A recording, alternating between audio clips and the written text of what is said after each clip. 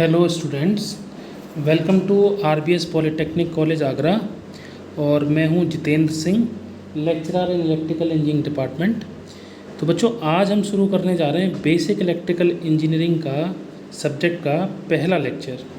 और मैं आपको बताना चाहूँगा ये जो लेक्चर होगा ये बहुत बेसिक होगा, बहुत ही माइन्यूट बेसिक चीज़ें मैंने इसमें इंक्लूड की हैं ताकि आपका इलेक्ट्रिकल इंजीनियरिंग में इंटरेस्ट हो सके कि आप इलेक्ट्रिकल इंजीनियरिंग क्यों पढ़ रहे हैं और कैसे इस चीज़ को हमें समझना है। तो बहुत बेसिक चीज़ें मैंने इस लेक्चर में ली हैं और इससे एडवांस लेक्चर आगे आएंगे। तो आप इस लेक्चर को पूरा देखें, कम्प्लीटली नोट्स बनाएं। नोट्स भी अवेलेबल हो जाएंगे आपके लिए।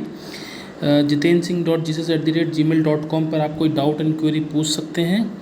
चलिए, विदाउट वेस्टिंग टाइम स्टार्ट करते हैं आज का लेक्चर।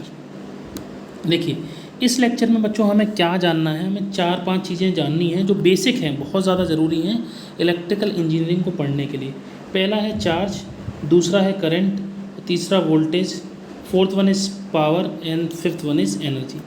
इनके मैं बेसिक टर्म्स बताऊंगा आपको, ये क्या टर्म्स होते हैं और इनका क्या फिजिकल सिग्निफिकेंस है और ये हम क्यों ये पिक्चर में आते हैं। ठीक है, तो इसको बेसिक्स तरीके से समझिएगा। आपको ये बहुत सारी चीज़ें पता होंगी तो लेकिन फिर भी आप इस वीडियो को देखिए क्योंकि ये आपकी बेसिक अंडरस्टैंडिंग को बहुत अच्छा मजबूत करेगा और आप मेरे आगे आने वाले लेक्चर्स को समझने में आपको मदद देगा। ठीक है, इसके आउटकम क्या है, इस लेक्चर में हम क्या क्या सीखेंगे। मैथमेटिकल रिलेशनशिप देखेंगे करंट, वोल्टेज, पावर और एनर्जी के बारे में। ये चैप्टर ऑल्सो एक्सप्लेन करेगा पॉजिटिव और नेगेटिव पावर के बारे में और ये बताएगा कंजर्वेशन ऑफ एनर्जी के बारे में। ठीक है, तो ये इस लेक्चर के आउटकम्स होंगे। तो हम पहले टॉपिक पे आते हैं। देखो बच्चों, चार्ज।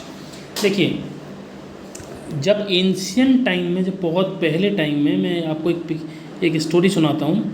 बहुत पहले जब प्राचीन टाइम में क्या होता था कि जब हमें चार्ज के बारे में जानकारी नहीं थी तो थोड़ी बहुत चीज़ें हमें फिनोमेना पता थे। मोटे 2-3 फिनोमेना बहुत फेमस हैं। एक फर की छड़, अंबर होती थी, एक अंबर मटेरियल होता है और उसको अंबर की छड़ को फर पर रगड़ा जाता था। तो एक ये जो छड़ है, ये जो रॉड है, इसको करने के बाद कोई पार्टिकल्स अगर रखे रहते थे तो वो उसको अट्रैक्ट करती थी। तो ये एक फिनोमेना सबको पता था। दूसरा फिनोमेना जो पता था वो ये था कि अगर हम किसी चीज़ को, दो चीज़ों को रगड़ते हैं आपस में तो एक चार्ज सा, एक अट्रैक्शन, फोर्स ऑफ अट्रैक्शन मिलता है। दूसरा मैग्नेट के बारे में भी पता था लेकिन वो मैग्नेटिक फील्ड में आ जाता है। तो हमें बेसिकली चार्ज में अगर देखना है तो हमें ये पता था कि कुछ ऐसी चीज़ है जिसके द्वारा दो वस्तुएं अट्रैक्ट कर रही हैं, फोर्स ऑफ अट्रैक्शन लग रहा है। जैसे ग्रेविटेशन फोर्स लगता है, ऐसे अट्रैक्शन का फोर्स लग रहा है। तो साइंटिस्ट को ये बात जब समझ में नहीं आई, जो वहाँ उस टाइम के साइंटिस्ट थे, फिर उन्होंने देखा, धीरे धीरे प्रोग्रेशन हुई तो हमको ये पता चली कि चार्ज भी कोई फिनोमेना है। तो चार्ज बच्चों होता क्या है, देखिए, चार्ज एक इलेक्ट्रिकल प्रॉपर्टी है ऑफ एटॉमिक पार्टिकल्स की। देखिए, एटॉमिक पार्टिकल्स का मतलब आपको पता है, हर मटेरियल किसी न किसी एटॉमिक स्ट्रक्चर से बना है। जैसे अगर मैं बात करूं आयरन की, लोहे की बात करूं तो इसमें भी कोई मटेरियल होंगे, इसमें कोई मटेरियल होगा, इसमें कोई मटेरियल होगा, इसमें कोई मटेरियल होगा।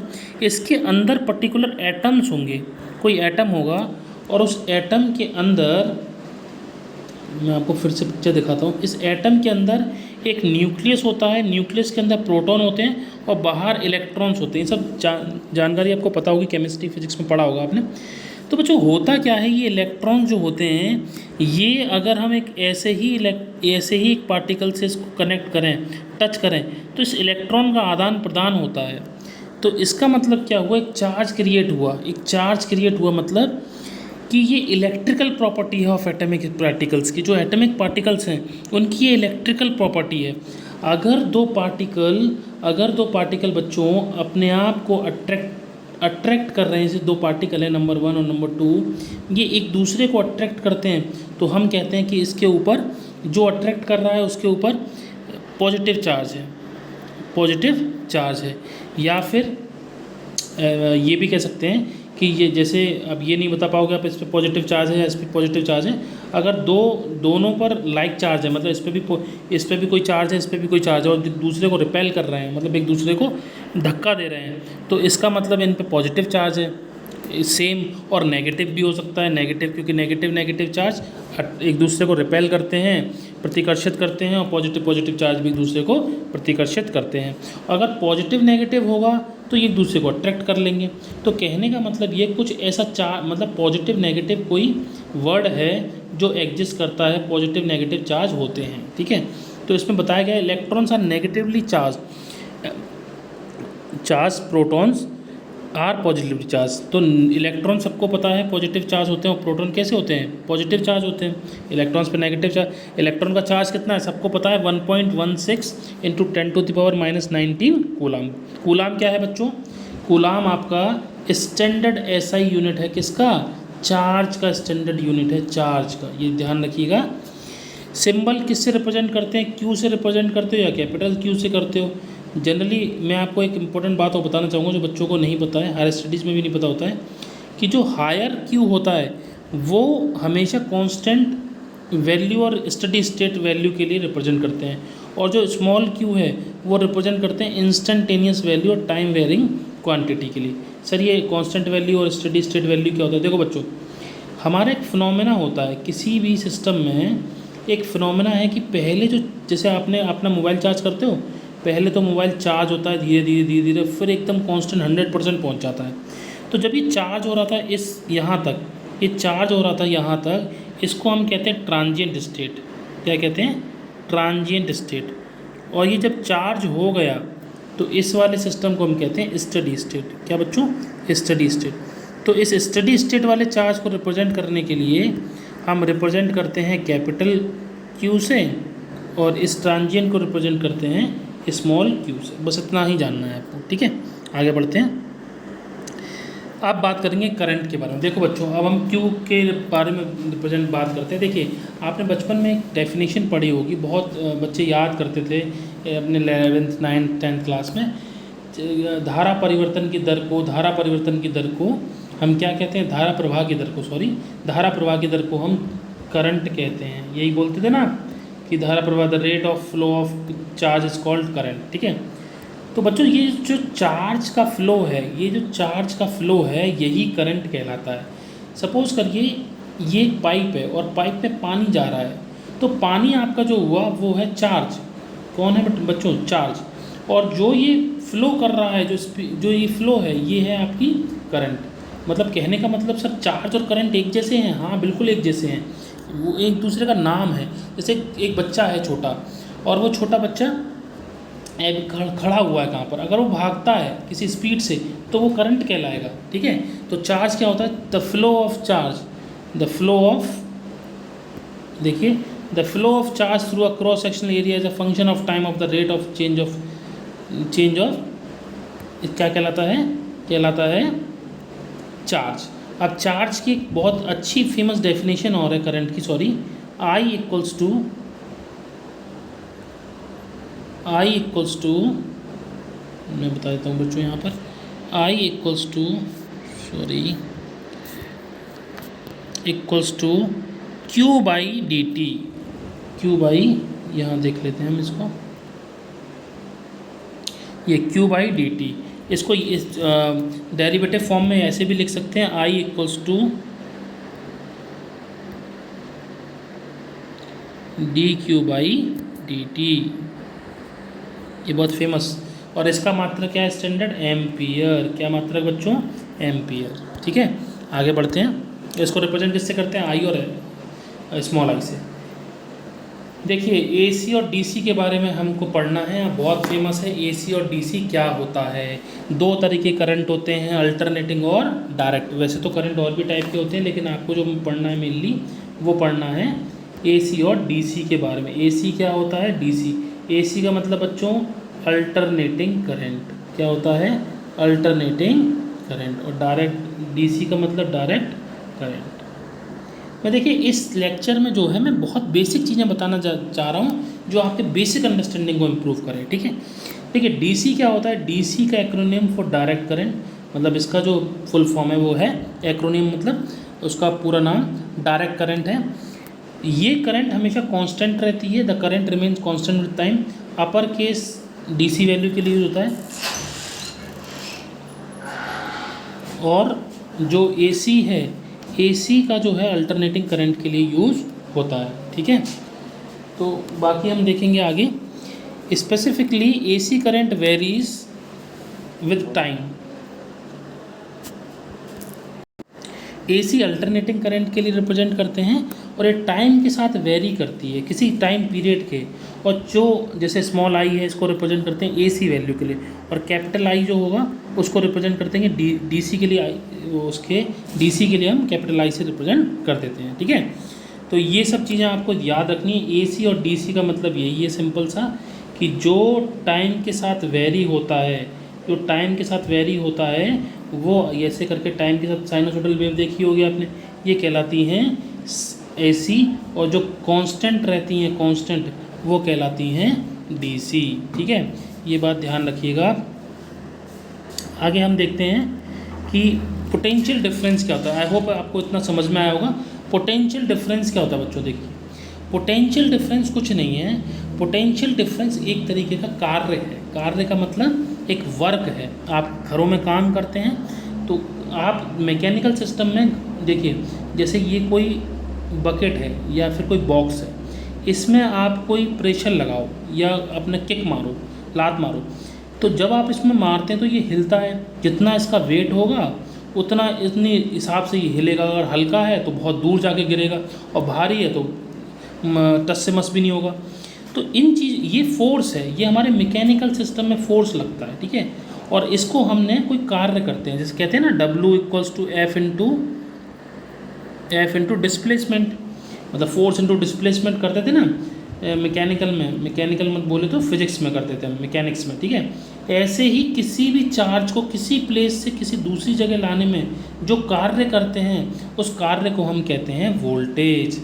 मतलब यहाँ देखो एक पॉइंट है, यहाँ दूसरा पॉइंट है, इसका नाम A है, इसका नाम B है, तो इस पॉइंट के बीच में जो काम करने में जो काम होगा उसको हम कहते हैं पोटेंशियल। अब ये एक दो पॉइंट नोन है, अगर ये B पॉइंट कहीं इन्फिनिटी पे होता, कहाँ पर होता है, इन्फिनिटी पे, तो हम इसको पोटेंशियल ऑफ A कह देते हैं। ठीक है, अब ये दो पॉइंट के बीच में तो हम इसको पोटेंशियल डिफरेंस कहते हैं। और आप जानते हैं अनंत तो होता ही नहीं है, इन्फिनिटी होता नहीं है, तो जनरली हम बात करते हैं किसके बारे में, पोटेंशियल डिफरेंस के बारे में। ठीक है, आगे बढ़ते हैं। देखिए, the electromotive force that cause charge to move 1 volt is equals to move. मतलब कहने का मतलब ये है, आपका जो वोल्टेज होता है वो किसी एकांक आवेश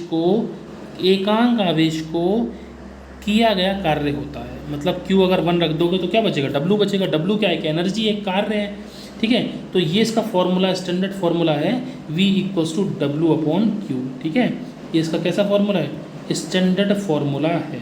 ठीक है, जनरली इसको ऐसे रिप्रेजेंट करते हैं dV = dW/dQ। बहुत फेमस फॉर्मूला है, बहुत सारे क्वेश्चंस भी करेंगे। ठीक है, तो ये होता है पोटेंशियल डिफरेंस बच्चों, या पोटेंशियल। ठीक है, आगे बात करते हैं पावर के बारे में। देखिए पावर क्या होती है बच्चों, एनर्जी की रेट।